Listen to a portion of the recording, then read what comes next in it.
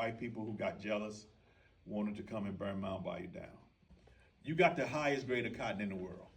Instead of one cotton gin, you got 6. So you got all these people coming from other places outside of Mound Bayou, and they're bringing their cotton here because if they bring their cotton here, they got a higher price. Because all you needed to get a higher price was the Mound Bayou label on your cotton.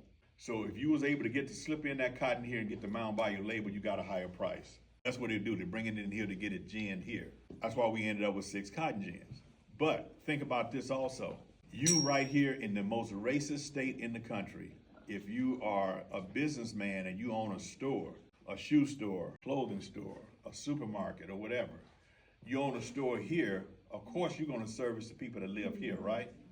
But because you're the only black store for miles and miles and miles around, all those other people that live miles and miles and miles away are gonna come here when they can to buy from the people here in Mound Bayou.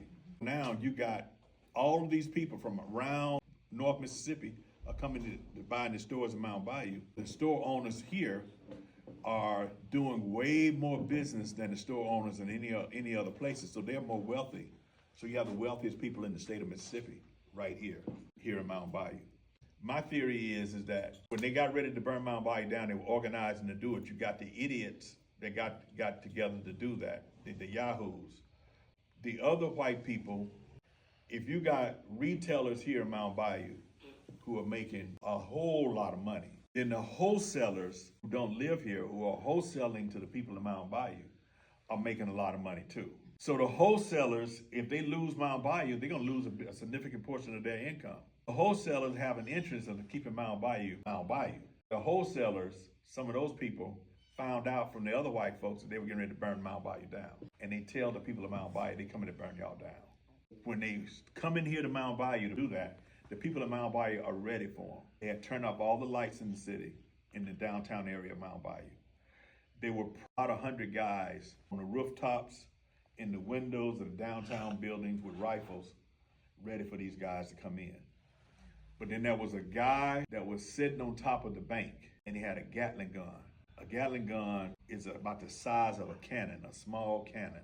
It's sitting on a stand, and it's fed by these bullets, and it's a crank, and you just crank it, and it's shooting. When these guys rode in, down the bank building, just let them hit them bullets coming out of that Gatling gun. The white boys, they knew it. They were getting ready to get massacred. All he had to do was aim it down, and they was getting ready to get massacred. So they shot out of town. They really came here. They really did came show to up. burn it down. They really came to burn it down, and they got scared because, of course, they got scared because they were getting ready to get massacred by that Gatling gun. And not even knowing, they don't even know that there's another 100 guys in the windows ready for them. They don't know that Mound Bayou people were ready for them. They thought they were ambushing Mound Bayou. They were ready to get ambushed themselves. Remember I was telling you about that Gatling gun? It was right up at that, right up at the top of that thing up there. Wow. And the Gatling gun sitting up there. It's the original print, original material. Yeah. It looks good.